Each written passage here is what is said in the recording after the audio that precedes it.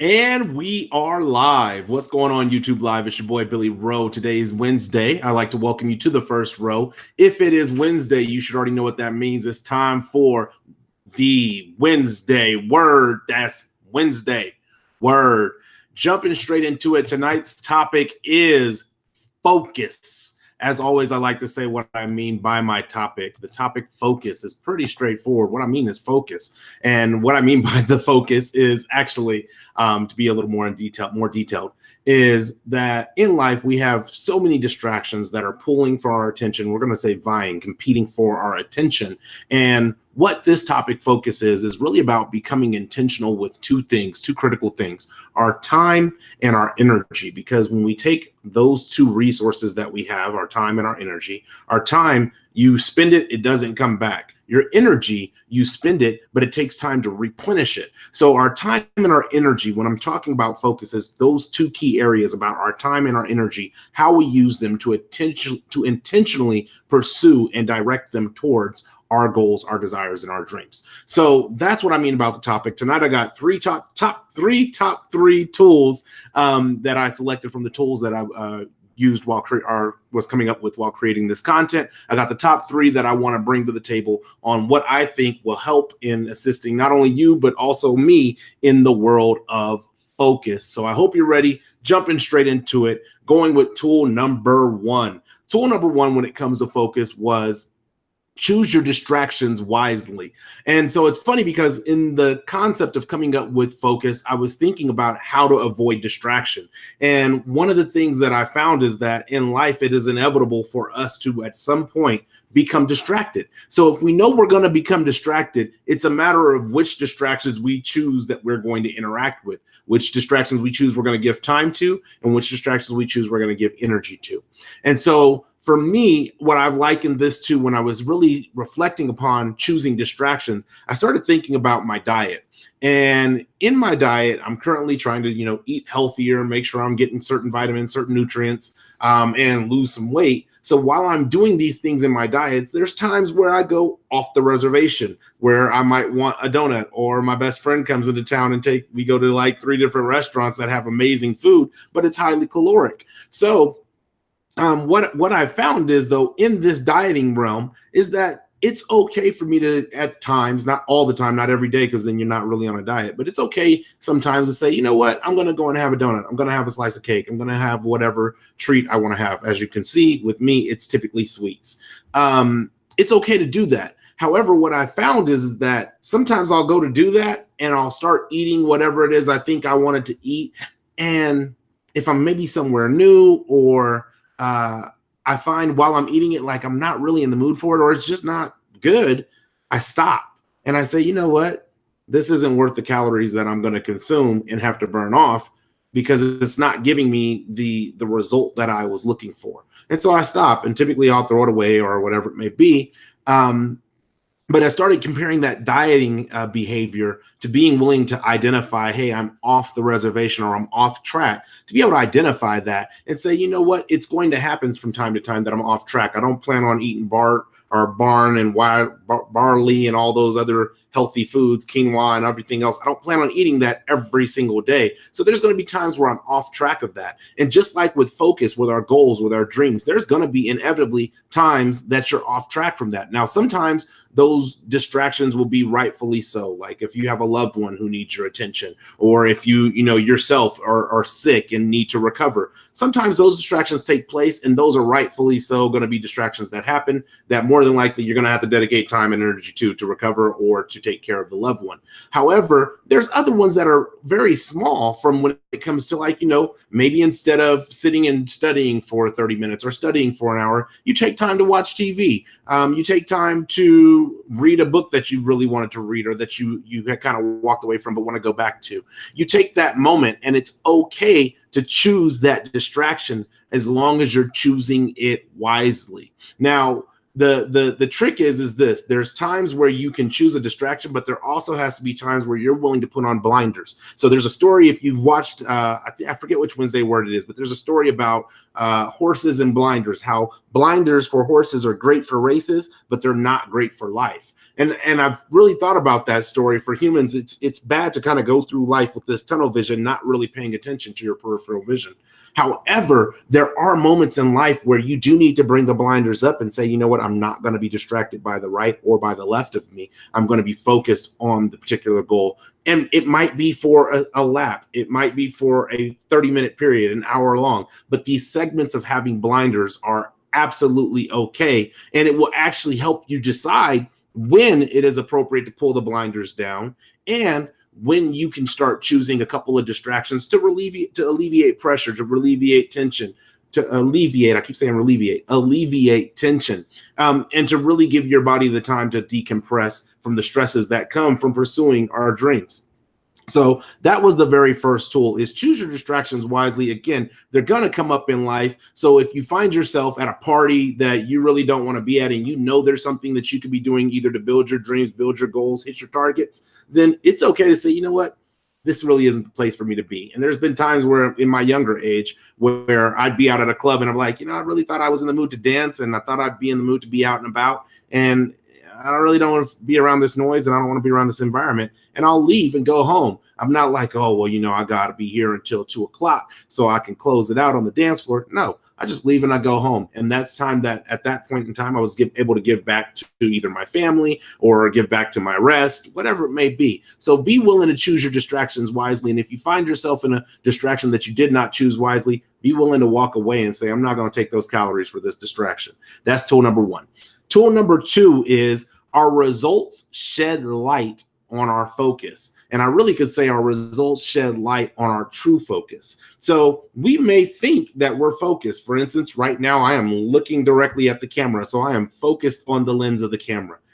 But if I start looking here or looking there, looking everywhere, my results of having that clear eye contact, to the best of my ability, the camera contact, my results begin to vary away from that. So when I go back and I look at my video and I see that my eyes are everywhere but at the camera, my focus shows me, or the actions of that video show me, that my focus really wasn't on the camera. My focus was scattered amongst all the other things that I was looking at.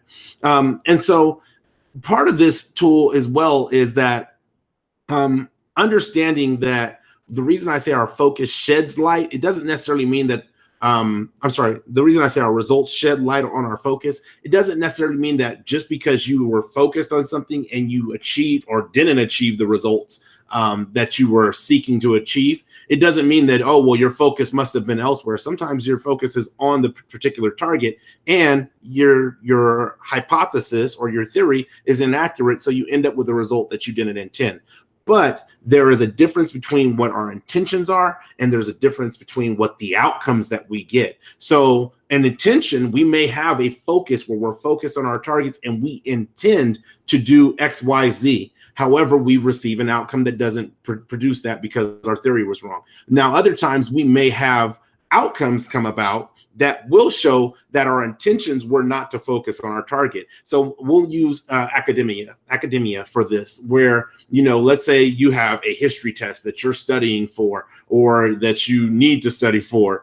And instead of studying night one, you know, you watch that show because you need to decompress. Okay, no problem. You know, you need to pass the class, but you need to decompress. No problem. You decided that that was a wise distraction to pick. Night two, you don't study because you want to go out and hang out with your friends and eat ice cream. Okay, you decided that that was a wise distraction for you to spend time on. And by the time you get to night five, where you had intentions to study, you didn't study, but you had intentions to study, your outcome typically is, if you needed to study for that test, that you failed the test. And you failed the test because of the fact that, the results of you failing the test, or the outcome of you failing the test, sheds light that your focus is not really on passing the history class. I actually had somebody, I think like 4 years ago now, maybe 3 years ago, I don't even remember, but a couple years back, I was in a class, and it was a Spanish class, and I had a person in this class approach me about taking a test with me. Now, fortunately, in this class, the teacher allowed, if you had a study partner and you did a certain amount of hours of studying outside of class, you could take the test with your studying partner. And this person came up to me saying, hey, you know, I really need to pass this class, and I didn't get a chance to study the way I wanted to study, and all these different things. I would love to take this test with you. And I was like, yeah, no, I'm sorry. You knew when you started this class that you needed to pass it, right? Again, you had the target, the intentions to pass the class. You knew that. And you also knew that this is a foreign language, which you did not grow up speaking, and it's going to require additional time for you to study. So if you haven't put that time into study, what I can't and will not do is give you my efforts or my grades based on my efforts because of my intentions to pass the class. I cannot and will not do that. So I'm sorry. It sounds like this might be a test you fail, but hopefully you take the lesson of study for the next test, because we're going to drop the lowest grade. So this could be your lowest grade, and then you can study for the rest of the tests. And so that's what I mean by our results shed light on our focus. Next year, the one of the things that I have here as well is that the reason our results shed light on our focus is because it kind of tells us when we're serious about our goals or not. And going back to that academia, it tells you when you study and you take the time to say, no, today I'm not going to watch this show, or I'm going to spend 3 hours of studying, and you set an intentional goal to study for a certain amount of hours. I'm going to do this because I need to do X, Y, and Z, and I'm going to take notes, and I'm going to attend class, and you do all these things, and then you get the result of maybe a C. It was a hard-fought C or a hard-fought B or a hard-fought A. You get that result. It shows that you were genuinely serious about hitting your target. So when it comes to focusing, that is the second tool, is our results will shed light on what our focus is, what our true focus is. And if you find yourself running into outcomes that not even are outcomes because your theory was inaccurate or incorrect, but outcomes because of the fact of the effort and the work that you put in was incorrect, then you need to really assess if that's a target or a goal or a dream that you truly want to accomplish, so that you can start aligning your actions with the results that you seek. So that's tool number 2. And then the third and the final tool when it comes to focus, it is create sustainable efforts. Man, I don't know if you guys have ever experienced this, but burnout is real. And that is one of the things that I always have to be cautious with, because I have a full-time job. I have a father. I'm a father. I have a father. I do have a father, but I am a father of 3 sons that all require different levels of attention and levels of my time.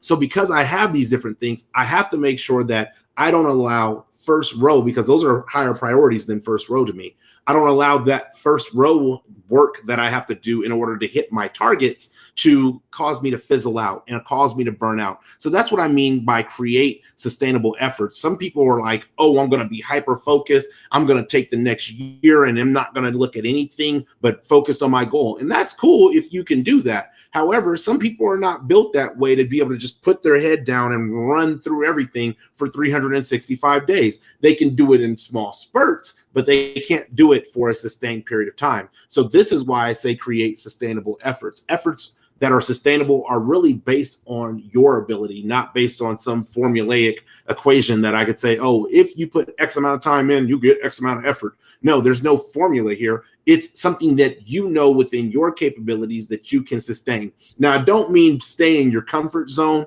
and be, oh, well, this is what I could sustain comfortably. No, push yourself to grow, push your borders to expand, so that hey, this is what I could sustain. And I mean, this is what I could sustain at max capacity. So, and you don't always have to be at max capacity, but at max capacity. And another thing that I thought about when it came to creating sustainable efforts is it doesn't happen on accident. It is something that we become very intentional about doing. And the reason I say that, the best scenario that describes this is boxing, where in boxing and MMA, where you may be a power puncher, like one hitter quitters. I throw a right hook, you're going night night. You might be that person. However, you got to connect that one hit punch with somebody. And if you don't have the stamina as a boxer, to keep throwing that until you can connect it, or throw a couple of jabs in between to set it up, if you don't have that stamina, you will find yourself exhausted by round 3. And to the point where not only can you not now throw that punch effectively to hit your target, you also cannot defend yourself effectively to keep from getting yourself knocked out. And so that goes all the way back to tool number 1, where I say choose your distractions wisely. If you're not creating sustainable focus, then what's going to happen is you're going to just be like, okay, well, I'm all focused out, and any distraction that will take you away from focus will seem like it is a wise distraction. And so the last part of this particular tool is, what good is focus if it cannot be sustained long enough to hit your target? And that's what sustainable efforts do. We build our stamina by moving ourselves out of our comfort zone. We set objectives. We set timetables to focus within, whether that be hours, days, months, years. We set timetables that we're going to be focused. Somebody who goes to college for 4 years and gets done in 3, they've set timetables to get that done. It does not happen on accident. They don't look and be like, oh my God, 3 years, I graduated in 3 years. No, they set timetables and they say, hey, you know what? I'm going to take an extra class here, and I'm going to take summer classes there, and I'm going to do this there. Instead of saying, hey, school's out for the summer, I'm going on vacation, they put in that extra work. They put in that extra focus, and they achieve their target even sooner than they expect to. So those are the 3 tools that I came up with when it comes to focus. Going over them again really quickly, really briefly, is number 1 is choose your distractions wisely. Distractions are inevitable. They're going to come up. There's almost no way of avoiding distractions for life. So if you're going to have some distractions, make sure the ones that you're engaging with and investing that time and energy in are wise ones, that are intelligent ones, and serve a particular purpose other than popularity. Number 2 is our results shed light on our focus, or our results shed light on our true focus. Realize that you're going to see results come up time and time again. And if you keep seeing the same result coming up, you're going to have to look at what your real focus is, because if the same results are coming up time and time again, it's not a theory problem, it's a attention and that's focus problem. Sorry, hate to break that bad news, but that's what it is. So that's tool number 2. And then last but not least, again, create sustainable efforts. Make sure that you have the capacity to have the stamina to continue to do the things that you need to do in the realms of focus when it comes to time and energy long enough so that you are capable of hitting your target. So as always with the Wednesday Word, I like to share a personal story that kind of got me thinking about this topic. And it was a little hard because I wanted to pick something that I was failing in, but then I was like, well, I don't want to talk about what I'm failing in this particular sense. I want to talk about something that I feel like we can all relate to, and that is the area of finances. Ooh, glad I said that. It's the area of finances. And so when it comes to focus for me, currently what I am doing, I am in the process of improving my own financial situation. I'm improving it in multiple facets. So there's a lot of different things that I have to focus on, but there's some key areas that I think resonate with a lot of us. The very first area is I'm creating a budget. Now, I've always had a budget, so I knew what my bills were, knew when bills were due, and all these different things, all the moving parts of a month. I've always had that. However, what I've done is I've typically gotten in the comfort zone of straying away from what my budget is. So I'll say I can spend X amount of money, and then I'll spend to that point and be like, but I also want to do this, so I'm gonna spend that, and I also want a hamburger, so I'll spend that, and I want some ice cream, so I'll spend that. And I nickel and dime away at where I said the budget was supposed to stop. So there's some things that I've done very intentionally to help create things in my budget to look forward to. Number 1, I've given myself an allowance. So when I get to the spending of bills part, it's like, okay, great. I've spent up to the bills. Now I have my allowance and I can function within this allowance. Now I can choose to save to do some bigger and greater things, but I spend to the point in my bills, they're set. I spend in my allowance because I grab it cash, and pretty much when the cash is gone, it's gone. But there's another thing that I do here, and it's very, it's helped me in the mindset of saving. The mindset of saving is taking money out of my check before I get my check. So there's a couple of different things that my money goes to. There's, to support my children in California, I send money out there. That comes automatically out of my check. I don't even have to worry about that. It just goes where it needs to go. But I also have money coming out of my check before that deposit goes out, where I have money going into my 401k. I have money going into my employee stock purchase program. And I just actually increased that amount. Now, the funny thing is I increased it, and it's going to only increase it by like 2%, but that increase takes away about, I think about $50 a check. So I've not only increased what I or decreased what I'm getting, I've increased what I'm saving. So it makes it effortless for me because of the fact that it's just something that happens on autopilot. And that goes back to sustainable or creating sustainable focus. If I know that I have an extra $500 at the end of the month, well, I'm sure as many of you can, just like I can, we'll figure out how to spend that money. We'll find something to do, whether it's going to the movies, going to dinner with friends, or, doing something, splurging a little. We will find something to do with that money. And that is why a lot of us are in situations where we live check to check to check to check. I can honestly say that I am finally in a place where I am no longer living from check to check. And what I'm doing now is, even in my budget, planning other ways to save money, to where if I see there's an abundance of money at the end of the month, after already saving money, after already taking care of my kids, I say, okay, in this budget, I'm going to put something specifically here to save for this rainy day fund, whether it's my car breaks down, whether I want to go on a trip somewhere. I'm going to save so that I have access to cash, because I have access to money, but it's going to take time to get that money. I also want to have access to cash. The second thing that I've done to create sustainable results, because again, I've looked at my budget all this time and I still found myself living check to check. And I found myself missing payments on time for certain bills and getting accounts closed and going to collections. I found a bunch of different things where that happened. What I've started doing is putting things on auto pay. And it's funny because this very day, I was doing something in my budget. And when I went to change a particular bill, I was like, oh, let me go ahead and put that bill on auto pay. And I went to put it on auto pay. And then I looked at my budget and I was like, my auto pay is purple. I'm like, there's a lot of purple in my budget now. And what it does is it makes it where I don't have to worry about what is coming out, because the money has typically been there. It's been, oh man, I forgot today this was due, or oh man, that was due 2 days ago. Oh, well, I don't have the money for this one. But what I'm finding is with things being on auto pay, I'm finding that I'm being held more accountable to making sure that bills get paid because the money is there. So that is some of the things that I've done to move away from check to check. And the next thing that I'm really focusing on is strengthening my credit, because the overall target, the overall goal for me is to own my next home.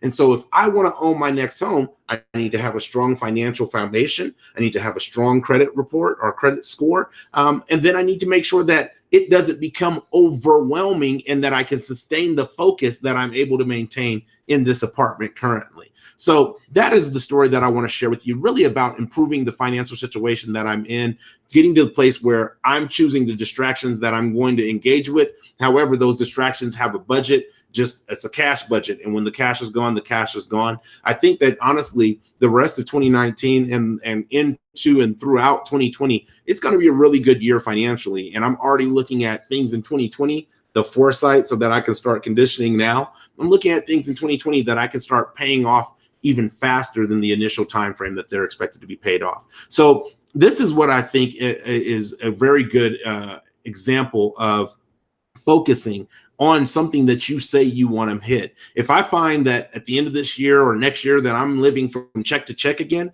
then what happens is that my intentions didn't match my outcomes. And so I might have had the intentions of, oh, I'm going to be balling and shot calling. That's not the intention, but if I had that, that'd be cool. I might have that intention. However, the outcome is check to check. So I have to make sure that in order to get the outcome that I am seeking, which is having money in savings as cash, having money in investments, having money to make sure my bills are met, having money to pay a mortgage sometime in the future, or another mortgage sometime in the future, having those things, I got to make sure those things are set up and ready to go. And if I find myself spending too much time with distractions, find myself overly spending and not respecting my budget boundaries, then I'm going to see that I have another problem. And those results will be shedding light on what my true focus was, which would probably mean I just wanted to have fun with the money that I have currently. And apparently I don't want to retire. So that's what this topic focus was about. I hope you have enjoyed it.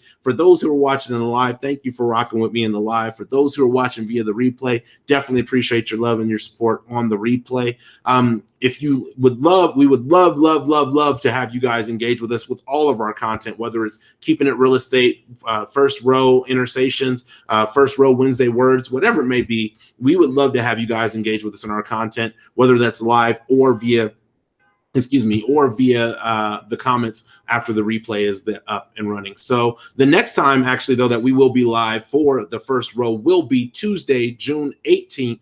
That's at 7 p.m. We're going to have an intersation. That intersation topic is going to be the perceived threat. You're going to have to tune into this one. All I can say is the perceived threat really is a great topic when it comes to the timing of, if you've seen the Netflix mini-series of When They See Us. That's all I'm going to say. And that's with Kristen Griffin. I hope you guys are there for that. It's 7 p.m. Pacific Standard Time, 10 p.m. Eastern Standard Time, Tuesday, June 18th. I look forward to seeing you there. Other than that, thank you guys for rocking with me. Hey, Cousin Brian, thank you for rocking with me. I appreciate it.